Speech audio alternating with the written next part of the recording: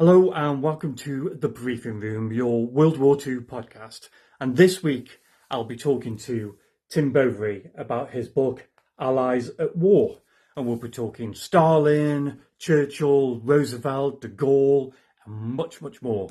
So if you like this kind of content, don't forget to like and subscribe, and I'll see you on the other side. For now, history. Okay, everybody, welcome to the briefing room. It's cold and it's wet outside, but inside is all sunshine because my guest today is the very effervescent Tim Bouverie. Welcome to the briefing room, Tim. Thank you, John. I'll try and be effervescent. We're here today to talk about Allies at War. This was great. It was such a good read. It's engrossing. It's funny. I didn't realize how funny it was going to be. And a couple of stories that I like from there is when France is invaded and we look like Britain is going to be on their own. There's a Foreign Office official who says, "Okay, Bill, I think we're in the final." And I thought that was brilliant. And this very strange bit with the ice cream on top of the ice going all Yes, over Stalin's interpreter, and he just carries on covered in ice cream, and he just carries on interpreting. I thought it was brilliant. And if anybody wants even better experience of this book, which I'll put a link to down below, listen to the audiobook, because Tim, I think you do a great Churchill. that's very kind of you. It is. It's great. It's really good listen, and it's a really good read. So, my first question is about the writing of the book. In your last book, Appeasing Hitler, did the Allies at war feel like a natural progression for you? I think it did. The idea didn't come to me until I was quite late on in writing Appeasing Hitler.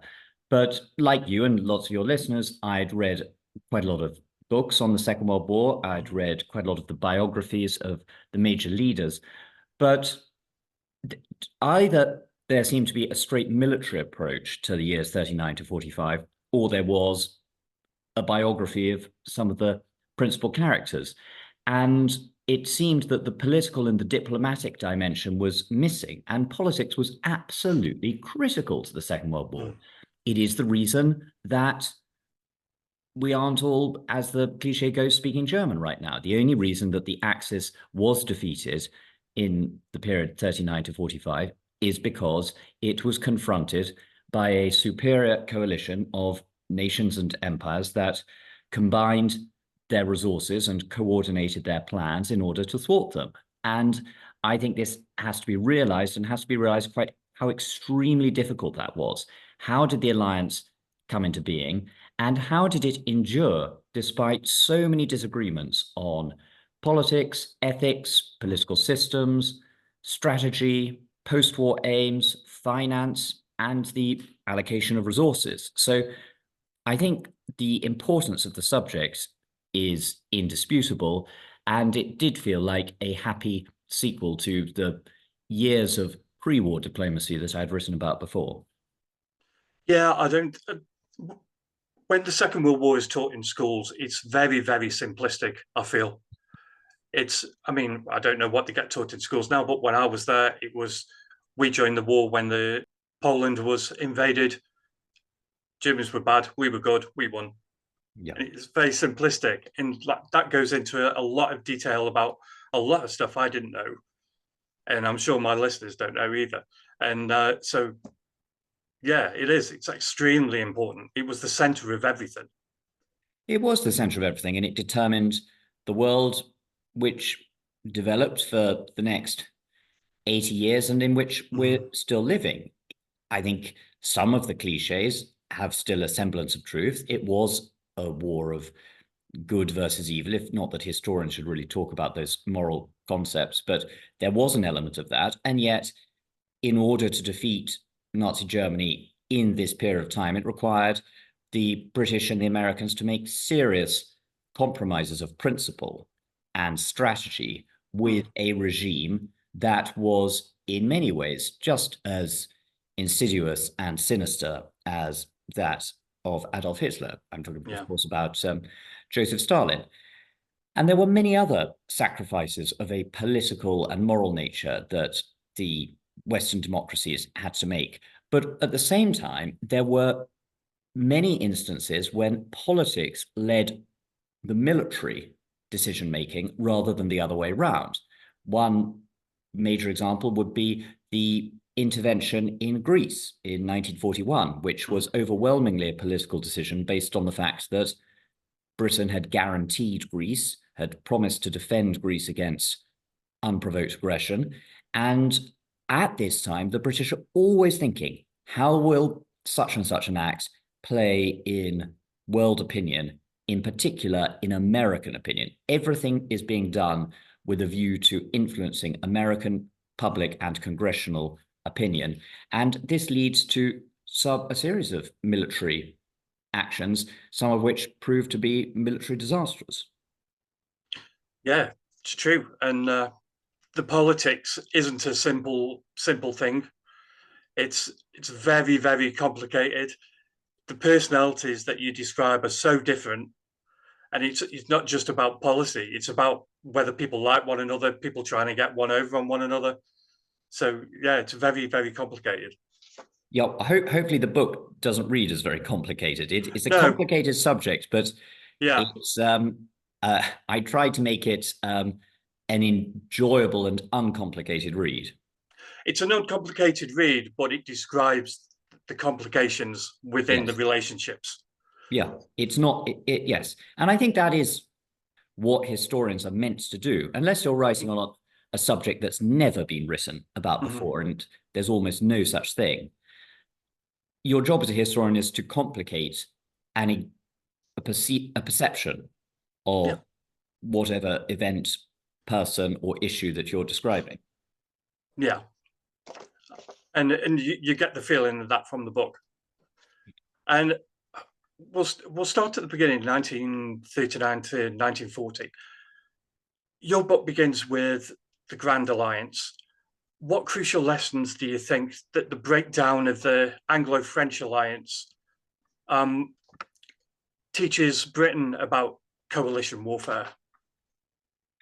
Well, just a small technicality, it doesn't begin with the Grand Alliance, because the Grand Alliance is what Churchill calls the Anglo-Soviet American alliance, the big three, the alliance that comes in post the fall of France and after the events of June 1941 and December 1941, once the big three are together.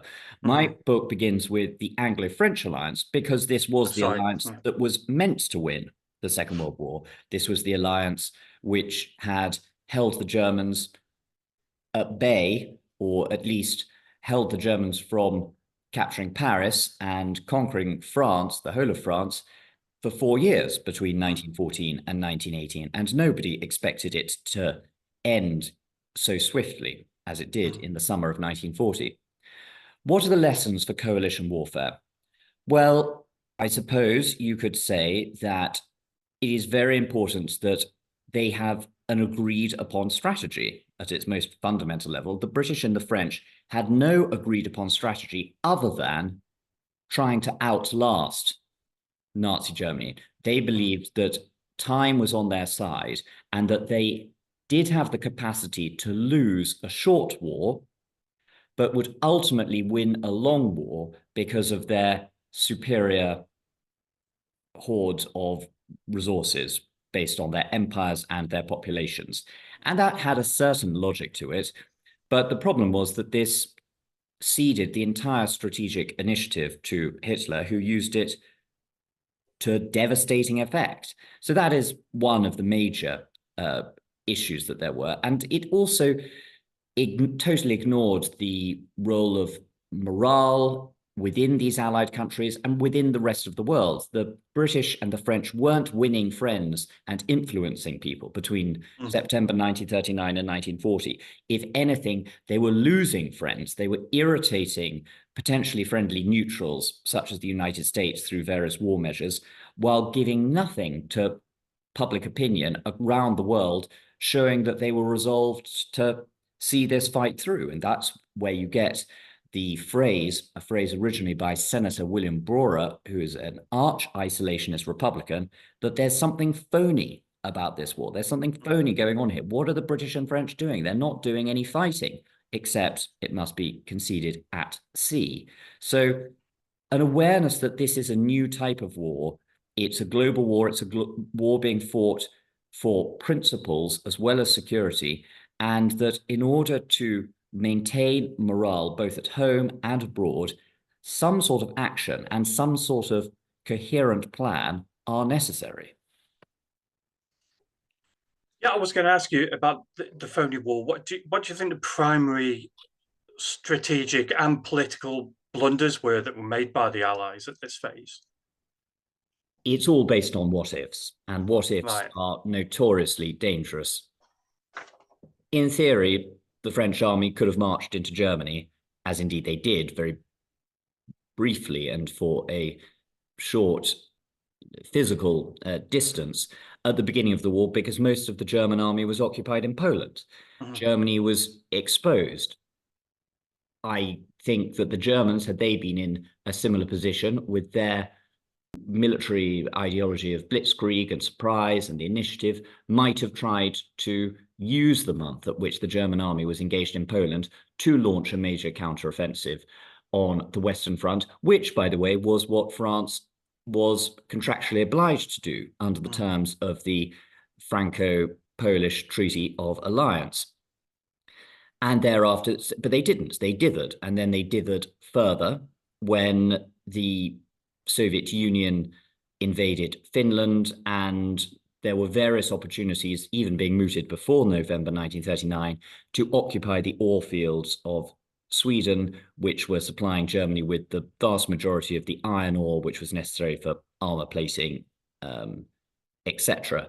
And then the rest of the time, the British and the French just bickered about where the war was going to be fought. The French wanted it to be fought as far away from the soil of France as possible, so they were pro expeditions to the Balkans or to the Baltic, while the British rarely proposed any offensive action, but those that they did, the French consistently vetoed if they felt there was a risk of German reprisals. So the really devastating effects this had on French morale and the morale of the army was seen in May 1939. And I'm not saying I have some brilliant counterfactual military strategy that they could have pursued, but all I can say is that the doing nothing and waiting for the Germans to strike was diplomatically as well as militarily disastrous. Yeah, and I think that the personalities of people such as Edward Daladier and Neville Chamberlain set the stage for the fall of France as well. The internal politics of those people, of people like that. Yes, well, they weren't really very resolute men, and they weren't the right men to be war leaders, and nor was General Maurice Gamelin the right man to lead and concert Allied strategy. The British and the French were expecting a rerun of 1914, 1918. And the lesson they took away from 1418 was that the advantage always lay with the defender, that the people attacking got mown down in their thousands in minutes. And so you see them waiting in their defensive fortifications, in their Maginot Line, in their trenches for a similar type war. And they are taken completely by surprise by the blitzkrieg that the Germans wage, despite the fact that the Germans have waged a completely different sort of war in Poland. They have not learnt the lessons of the Polish campaign. And also, you mentioned earlier about strategic blunders.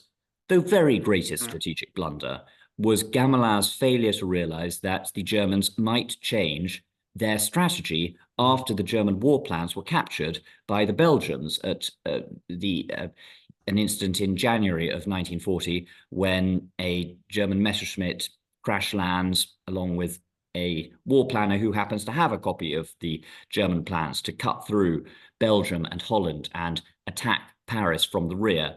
And following that, most people would suggest, well, the German war plans have fallen into our hands. The Germans know this. The Germans will probably change their plans. But the British and French plans remained the same. And so after the cream of the British Expeditionary Force and the French army went charging straight on into Belgium on the 10th of May, 1940, the main Schwerpunkt, the spear point of the German offensive was coming through the supposedly impenetrable forest of the Ardennes. And then this whole problem of static warfare really rears its head because everyone is in their frontier positions and there is no strategic reserve to plug the gap and move forward as a German breakthrough occurs. Why do you think that was? Do you think that the British and the French just thought they were better than the Germans, or laziness, or why do you think that they chose to ignore that? I certainly don't think it was laziness, and I certainly don't think it was a sense of superiority. I think they felt that the Germans were superior to them in battle, in warfare, and the German army had consistently proven itself from the mid-19th century onwards to be an extremely formidable opponent, and both the British and the French had experienced this opponent in the First World War. So I don't think they underestimated the Germans. I think Gamelin was a man of intellect but limited imagination, and the defensive mindset just bred strategic paralysis.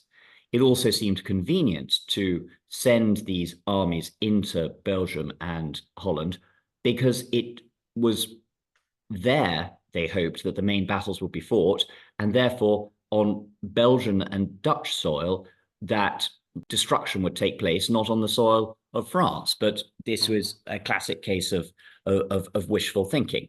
That the High Command was simply not prepared for the sort of new type of warfare, and were not responsive enough and not resolved enough. And the decline of morale, particularly in France, one should say, had been going on for many, many years. France had been in political and economic turmoil throughout the 1930s, and the lack of a unified sense of French resolve and French confidence was made abundantly clear during the battle. And talking about the French and the British, can you explain to my listeners a little bit about Operation Catapult?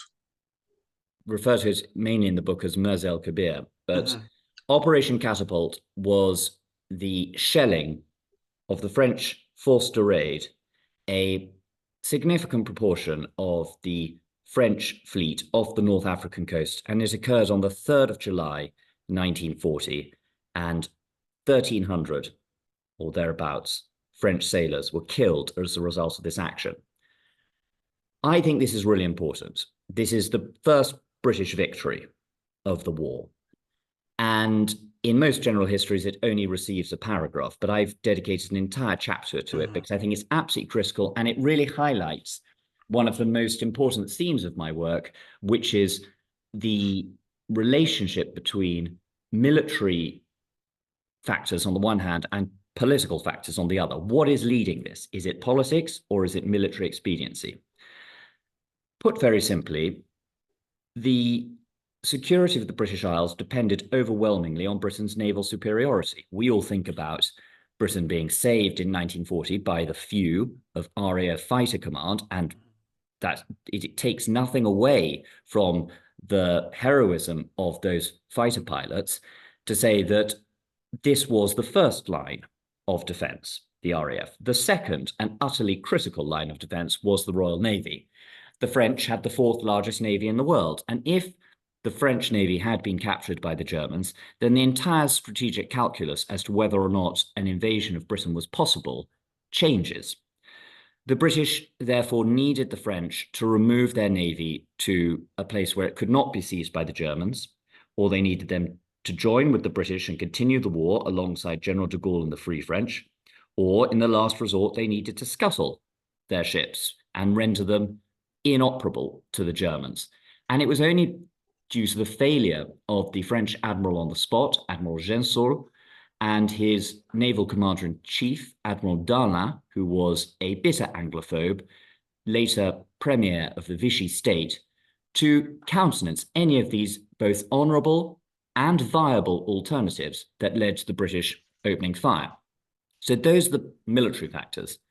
But the political factors are, one, a desperate sense that the morale of the world and the morale of people at home need to be raised, and to demonstrate, above all, that Britain was not going to go the way of France, that Britain was not going to surrender. And by acting so ruthlessly, by opening fire on a navy that belonged to a nation that but 2 weeks earlier had been your ally, showed the world, and most importantly, the United States, that Britain was going to do anything, absolutely anything necessary to maintain her independence and to continue the war until total victory. It has often been suggested that Churchill wanted to show the Americans Britain's resolve because he needed American materiel in order to carry on the war. And American aid was lacking for most of the summer of 1940 because many in America and many within the Roosevelt administration felt that Britain was heading towards defeat. And this was a view widely propagated by the US ambassador in London, Joseph P. Kennedy, the father of the future president. And later, Churchill did admit that he had been thinking about American public opinion, and he had been thinking about the impression this would make in the White House. But never before has it ever been suggested that the British consulted, informed, let alone sought the approval of the White House before opening fire. But when I was doing my research for this book, I was in the Franklin Roosevelt Presidential Library in upstate New York, and I came across a one-line telegram from the then British ambassador to Washington, Lord Lothian, to FDR on the 4th of July. So that is the day after Mers el-Kabir. And it simply read, "Mr. President, you will see that Winston Churchill has taken the action with regard to the French fleet, which you and I discussed, and you approved." So the British had actually sought FDR's approval before they went through with this ultimatum to the French in North Africa. Their relationship throughout this book hits peaks and troughs all the way through it. And you've mentioned Joseph Kennedy, and his defeatism threatened to undermine Churchill's effort to secure the help of America. Joseph Kennedy's defeatism didn't help, but Roosevelt had no great respect for Kennedy. One of the reasons he had made him ambassador to London was to get him out of the way. He was widely considered to be what he was, an ignorant Irish Bostonian of questionable political views, a man who had certain sympathies with Adolf Hitler and viewed foreign policy, as one British observer said, purely from the effect it would have on his share portfolio, as well as his family life. And Roosevelt never used official ambassadors very much. He undermined most of them by sending his own personal emissaries to Allied capitals or on various missions to find out what was going on. And there were two critical emissaries, Colonel William Donovan, Buffalo Bill, who he sent to, he's called Wild Bill Donovan. Buffalo Bill is someone completely different. Forgive me. His nickname was Wild Bill Donovan, the founder of the Office for Strategic Services, the forerunner of the CIA. He sends him to Britain, and Donovan reports back that the British can and will survive. And then he gets the same message from his closest advisor, Harry Hopkins, who visits Britain in January of 1941. The book also examines many relationships, but the relationship that I found really interesting, the relationship between Charles de Gaulle and the Free French. Why did de Gaulle prove to be such a pain of an ally for Roosevelt and Churchill? De Gaulle felt the humiliation of France's surrender very, very acutely. It was like all his skin had been burnt off, wrote one observer. And his way of trying to regain French honor was firstly to pretend that France had never been defeated and that France's status in the world had not been diminished, and to prove this by being as difficult as possible to his other allies, not showing gratitude, because to show gratitude acknowledges that you are in the position of a lesser power, a supplicant towards a benefactor. To not show gratitude, to make unreasonable, or in his view, often reasonable demands, and to storm out of the room, bang your fist on the table and storm out of the room if you don't get your way. So that's why he was as difficult as he was. He had no great love of the British. He admitted in his memoirs that he had an instinctive suspicion of Britain prior to the Second World War. He had even less love of the Americans. American culture, there's a rich tradition of Frenchmen thinking that American commercialism is the bane of Western civilization, of which France is the guardian.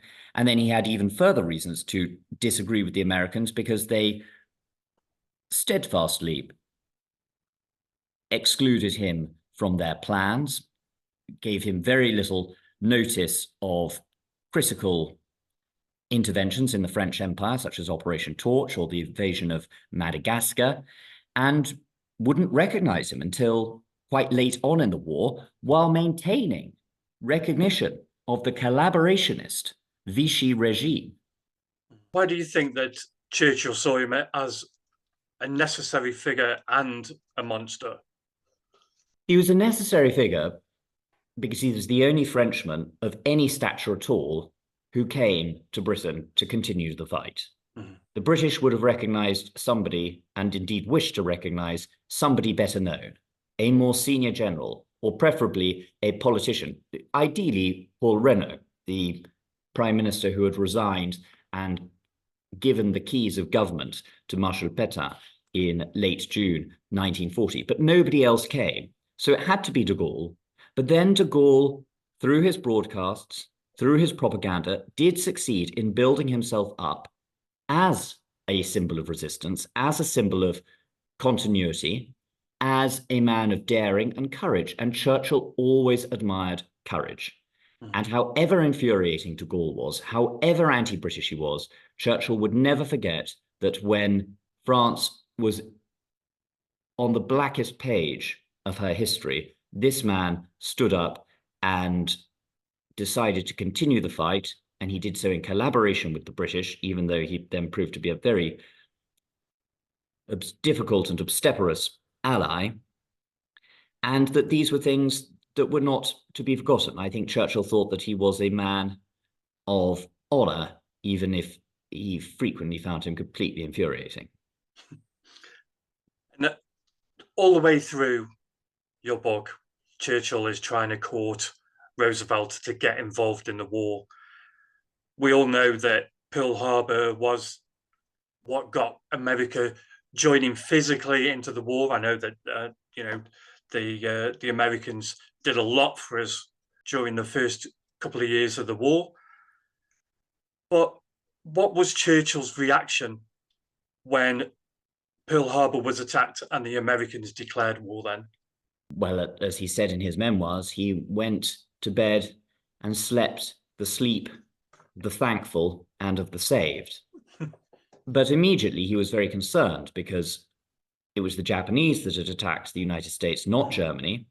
And he feared that the United States, in their righteous indignation against Japan, may throw all of their might and all of the materiel that they were currently supplying the British with into the Pacific.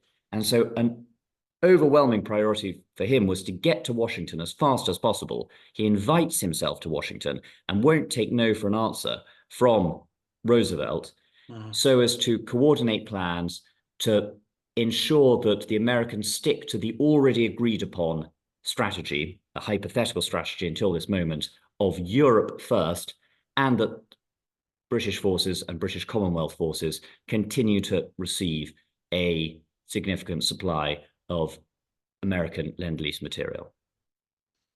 And that leads me on to my next question perfectly about Europe first. What do you think were the main arguments and compromises that were required to solidify that? I think it was considered and accepted that Germany was the more powerful enemy. Both the British and the Americans massively underestimated the Japanese fighting potential. Mm-hmm. Yes, they saw what Japan had done in China, but China was considered an 18th century power with an 18th century army, and China is, of course, an Asian power. And the British and the Americans, I'm afraid to say, had deep-rooted racial prejudices, and they did not believe that the Japanese would be any match for Western soldiers, sailors, and airmen. And indeed, following Pearl Harbor, a rumor went around the United States that the aeroplanes that attacked the US Pacific Fleet may have been Japanese, but that the pilots were German, because it could not be accepted that a supposedly inferior race could have visited such devastating destruction upon the American Navy. Of course, the British and the Americans were conclusively proven wrong, and the Japanese gave them a hell of a drubbing between December 1941 and the summer of 1942, as they drove the British out of the Malay States and Singapore, and then Burma, all the way to the Indian frontier, and they drove the US out of the Philippines. But nevertheless, the view was that Germany was the principal enemy. Germany was the key to victory, and that once Germany had been defeated, it would be easier to defeat Japan rather than the other way around. And in that, I think they were correct. Yeah, Japan were very, very good at what they did in the nastiest way possible. One of the other great men that you talk about in your book is Stalin. And how did the disagreements over the Second Front reveal the profound and lasting mistrust between the Soviet Union and the Western powers? Well, Stalin is completely shameless, because up until the very moment that Hitler invades the Soviet Union on the 22nd of June 1941, Stalin is Hitler's partner in crime. He is collaborating with Hitler in the division of Eastern and Central Europe as a result of the Molotov-Ribbentrop Pact of the 23rd of August 1939. The Soviet Union gained the Baltic states and Eastern Poland, as well as Bessarabia, that part of Eastern Romania.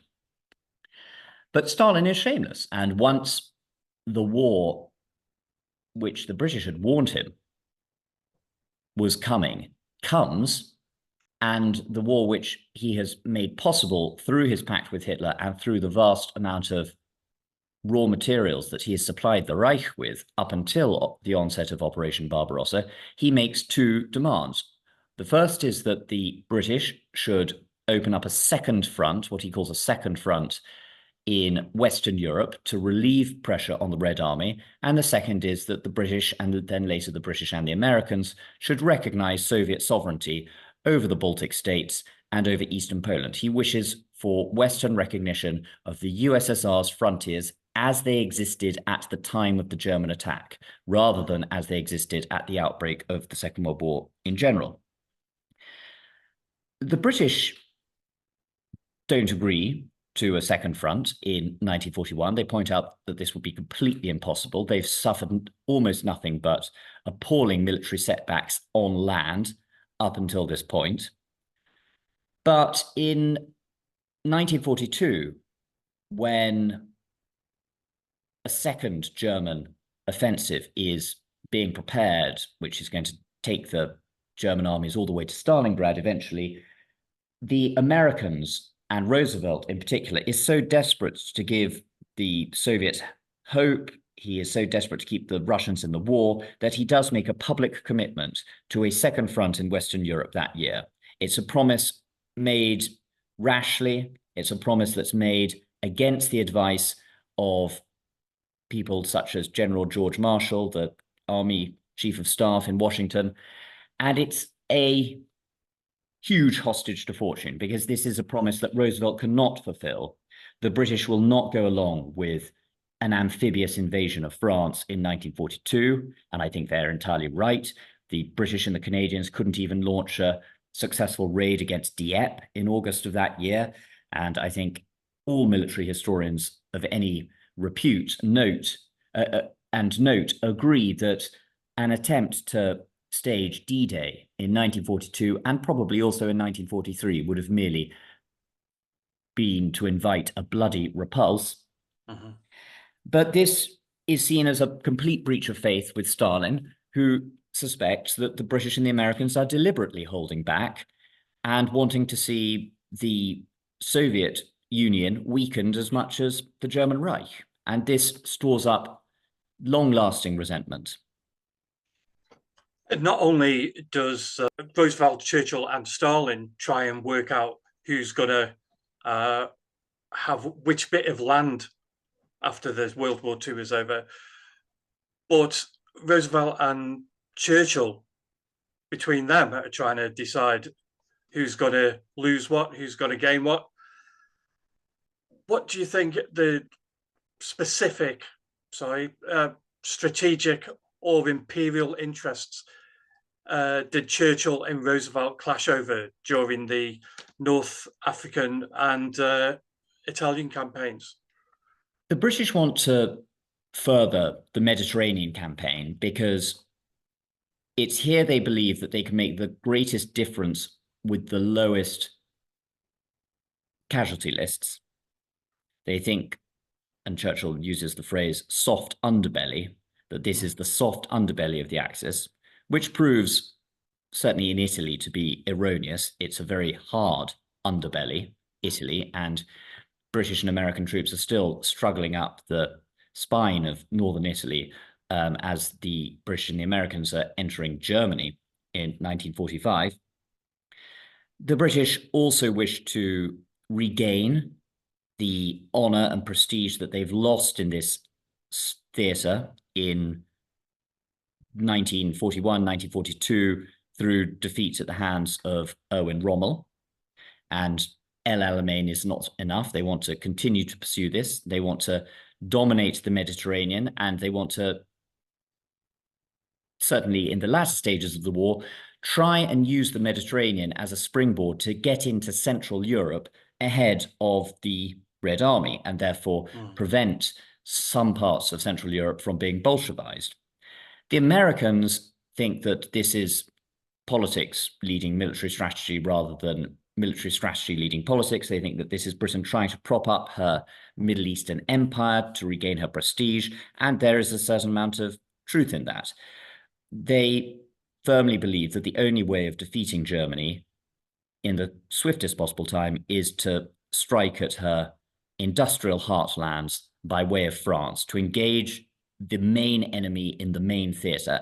And in that they were right, but only right, I would say, in 1944. They were not right beforehand.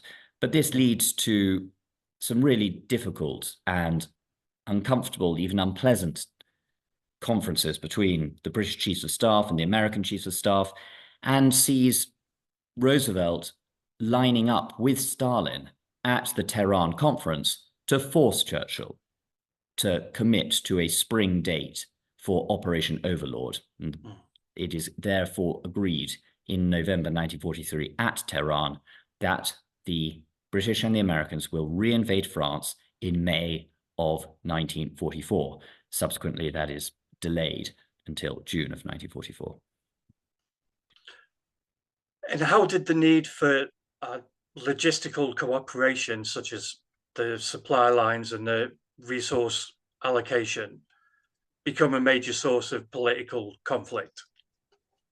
whoever receives resources has the natural advantage, and resources were finite, and this was a global war, and whichever theatre was being denied resources was going to become less effective than others. So a classic example is the removal of landing craft from Italy in order to furnish troops with landing craft for Operation Overlord, D-Day.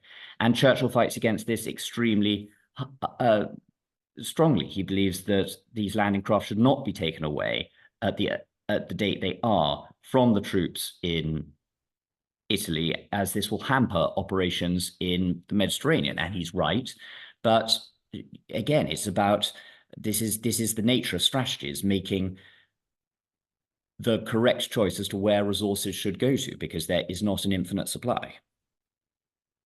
In your research, what did you find to be the most overlooked contribution or betrayal concerning smaller allies such as Poland or China? I think China is one of the most overlooked of the major allies. The Chinese have been fighting the Japanese since 1937 and had suffered, indeed, in the course of the war, suffered some 10 million casualties. A lot of this due to famine and disease, also desperate measures that Chiang Kai-shek had been forced to implement during his retreat to Chongqing. The Chinese theatre is critical. If I was to think of one major betrayal, Poland seems obvious, but the options open to the democracies were severely limited due to Poland's geographical location, its proximity to the USSR. But where the Allies really did have a choice was in which partisan group to back in Yugoslavia. And I write about this because they switched, and it was a British decision, they switched all of their support from the royalist Serbian forces of General Mihailovic, a man who admittedly had, to a certain extent, collaborated with the Germans and with the puppet regime in Belgrade. And yet this was also what the Soviet partisans, or rather the communist partisans, were doing in Yugoslavia. And they switched all their support to Tito. And this ensured that Yugoslavia was liberated by Tito and his communist partisans. Mihailovic and his supporters were hunted down and murdered. Mihailovic was put on trial at the end of the war, and he was shot. And years later, Anthony Eden, Britain's wartime foreign secretary, was asked what he felt most ashamed about throughout all the years of being Britain's foreign secretary during the Second World War. And he replied, quick as a shot, our betrayal of Mihailovic. Talking of China, how did the ideological incompatibility between capitalist West and the communist East, how did it manifest itself in debates over the future of Europe? Well, in China, the ideological incompatibility was not seen as ideological incompatibility.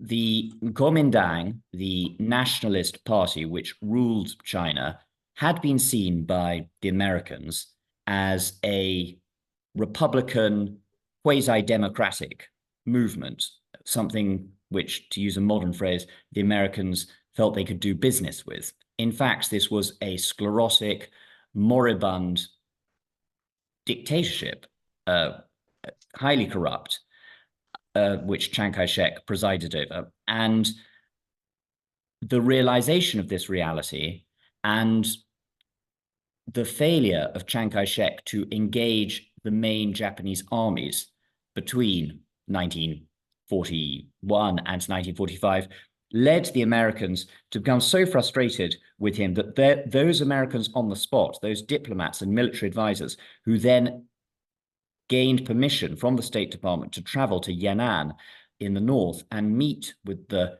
communist Chinese, with Mao and his followers, came away arguing that the British and the Americans should be supplying the communists as much as they were supplying the Kuomintang. So ideology did not play a decisive role in China. I mean, by the time that they were advocating this, the war was drawing to its close, and no major Allied military support in material terms was given to the communists. But it is significant that Chiang Kai-shek had alienated both the British and the Americans to such an extent that they were prepared to arm the communists and were pressing Chiang at the end of the war to come to some sort of political accommodation with Mao. In Europe, there was far greater concern about the ideological element, and it was a concern felt much more strongly by the British than by the Americans, particularly by Churchill more than Roosevelt. Roosevelt, I don't think, ever really understood Stalin's ideological raison d'etre.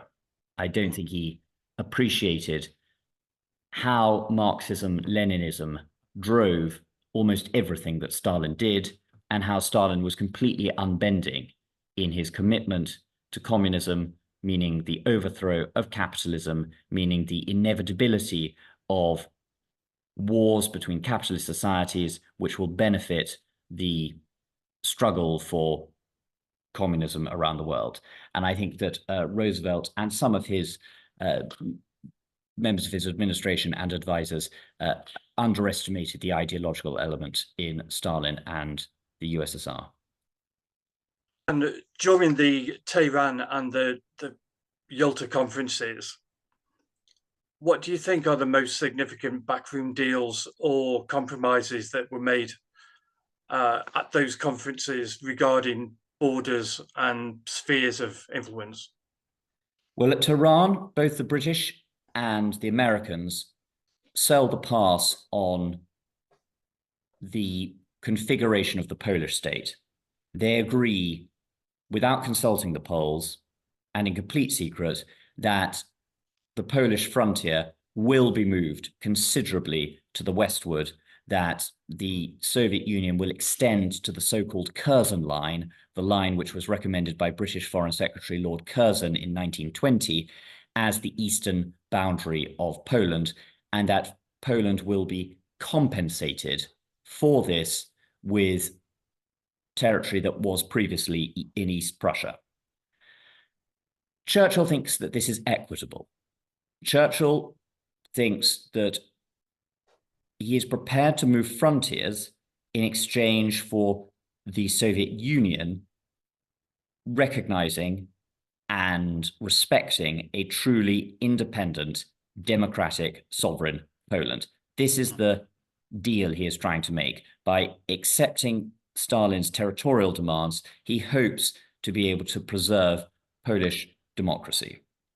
In the end, he's unable to preserve either.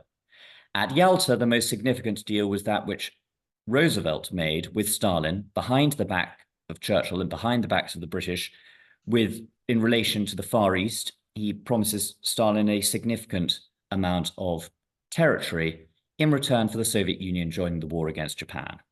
And similarly to the deal on Poland, this is made without consulting the Chinese, who are most interested in this area, and in some instances whose territory it is, he is bargaining away. Which of those three do you think, the big three, do you think was the most effective diplomat in securing the nation's long-term post-war interest? Well, until you've added that last bit of your sentence, I was going to say Stalin. Stalin was the best negotiator, I would say, of the three Allied leaders. And Anthony Eden, in his memoirs, later wrote, if he was ever going to go into a negotiation and could choose anyone, like choosing your all-stars football team, he would have Stalin every single time. He said he was the most effective negotiator. Securing your country's long-term future. Well, this is just the thing. What is your country's long-term future? Vladimir Putin may think that he's advancing his country's long-term future in Ukraine. In fact, he's visiting misery on his people and misery on Russia by what he's doing. And in the same way, Stalin may have thought he was forwarding the interests of the Soviet Union by the Molotov-Ribbentrop Pact of August 1939, but in fact he was merely igniting a war which would come close to engulfing both him and his entire state.